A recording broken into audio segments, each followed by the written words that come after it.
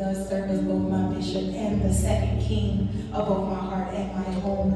I have been asked to speak from John chapter 19, verses 26 through 27, and it reads this way. When Jesus therefore saw his mother and the disciples standing by, whom he loved, he saith unto his mother, Woman, behold thy son. Then saith he to the disciple, Behold thy mother. This is the word of the Lord. Thanks be to God. Church, we come today to a holy hush.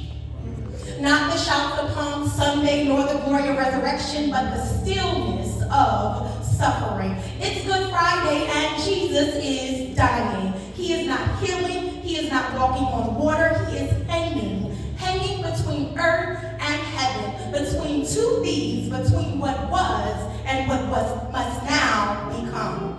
And right there in his final breath, he speaks not a miracle, but a transition. Woman, behold thy son. Son, behold thy mother. Now, family, I want to preach from the sacred subject, when letting go is love. In the text, what we're witnessing here is not just the end of a life, but the shifting of roles, the surrendering of identity, and the sacred courage to release. Today, the first thing I want you to consider is, number one, separation as sacred. Jesus doesn't call Mary mama here. He says woman. Now, don't rush past that. This is not cold. This is actually very clear. Jesus is redefining the relationship. He's not just her son now. He is her savior.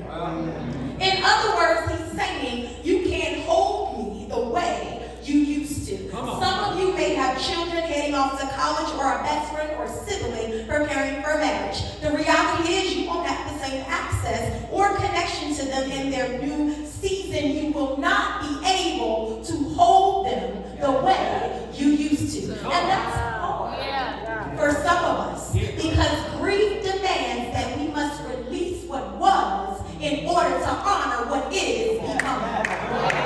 Mary had to let go of Jesus as her baby so that she could receive him as her redeemer. Sometimes love requires a holy release. Jesus is separating from Mary, but not from love. He does not call her mama, he calls her woman. It is respectful. It is intentional. It is a signal. The role is changing. The relationship is shifting. Some of us are grieving not because love has died, but because it has changed form. A role ended, a title shifted, but the connection, it's still divine.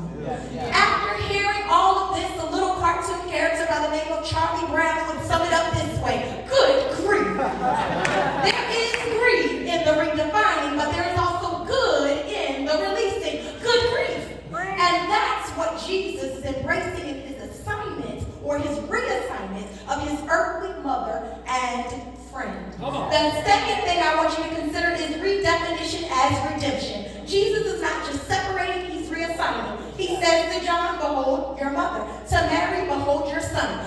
It's not just sentimental, it is spiritual. Because Jesus is doing what only divine love can do. He's turning pain into purpose. He's telling them this is not the end, this is the evolution.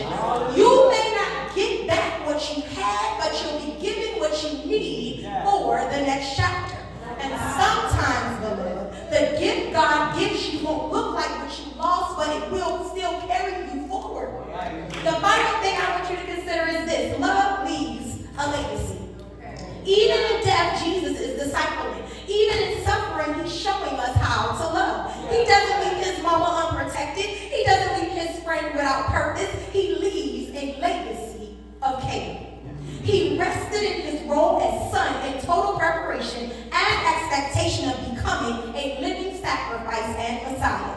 His words were spoken no longer with reverence for his earthly mother, but with divine authority, embracing the fullness of his spiritual nature, commanding her to rest in her role as his natural mother, yet understanding the grief and pain of separation. And in his divine, perfect, and loving way, he meets the need without either Mary or John asking of him, and he gave what he loved to whom he loved. He gave her over to the one he too loved as friend, as disciple, as brother. Even on the cross, he did not fully rest nor come down to orchestrate yet another great work. He did it from a place of pain, from a place of grief, from a place of exhaustion. He showed us that there was purpose beyond the pain. Because real love doesn't hoard its hands over. It prepares others to keep going even when you can't. What would it mean for you to leave that kind of legacy? Not just what you built, but who you blessed. Not just what you accomplished, but who you assigned. Jesus said, take care of each other.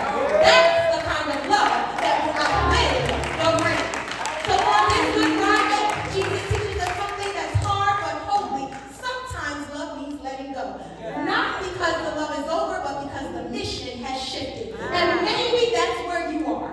In a season where God is calling you to release something precious, a title, a timeline, what you thought life would be and how it would go.